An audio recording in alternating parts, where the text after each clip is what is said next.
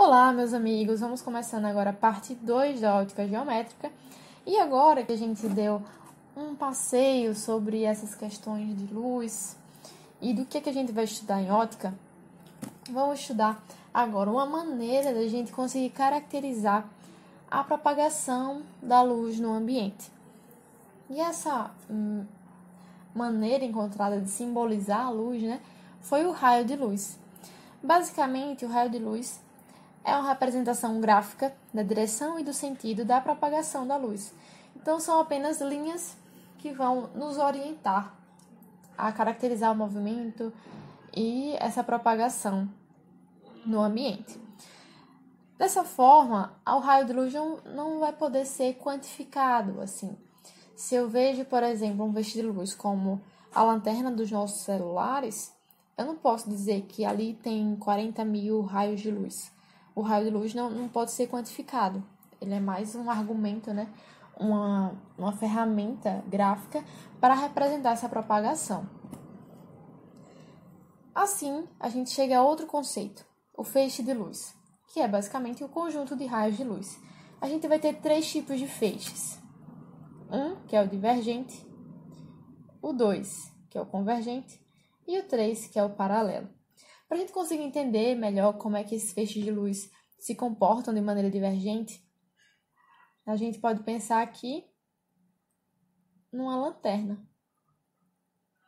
A lanterna, se a gente for parar para pensar, ela se propaga e ilumina uma área muito maior do que a área de onde esses raios saem. Se a gente for comparar aqui, olha só o tamanho, do ambiente que ela consegue iluminar.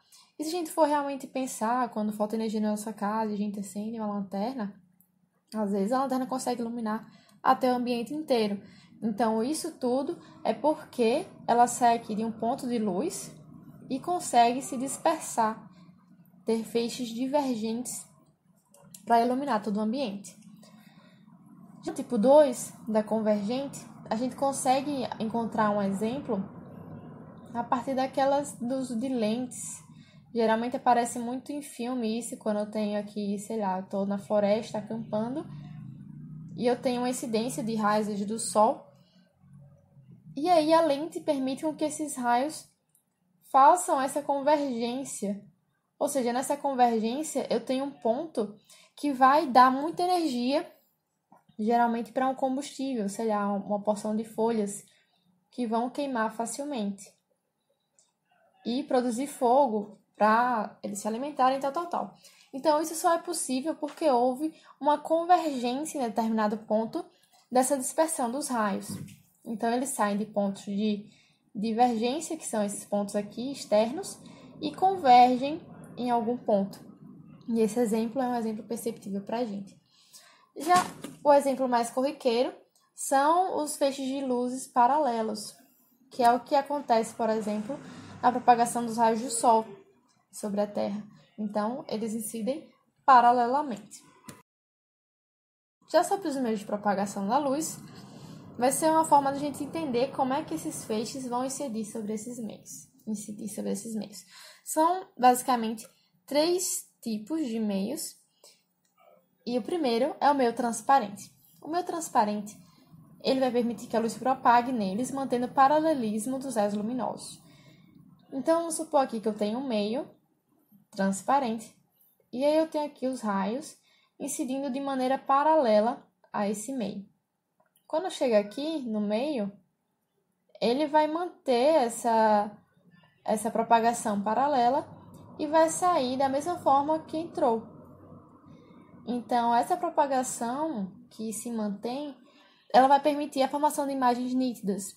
Para a gente ter exemplo, tem janelas de carros que não tem fumê algum, que são transparentes. Você consegue ver perfeitamente quem está dentro do carro, e quem está dentro do carro consegue ver perfeitamente quem está fora.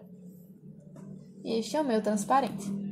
Já no meio translúcido, a formação da imagem que está atrás do meio, na frente, não consegue ser tão nítida assim, já que eles permitem que eles propaguem sem a manutenção do paralelismo. Ou seja, os raios, depois que passam pelo meio, eles não são mais paralelos. Para a gente tentar entender um pouquinho como é que isso acontece, vou desenhar aqui esse meio que é translúcido, com raios incidindo paralelamente, por exemplo, os raios solares, né? E aí, quando eles chegam aqui, eles sofrem desvios. Então, tem um raio propagando em direções diferentes de onde eles estavam inicialmente. Então, eles acabam saindo em direções diferentes das quais eles tinham incidido. Isso faz com que a imagem não seja tão nítida quanto no meio transparente, por exemplo. Já no meio opaco, ele não permite a propagação da luz.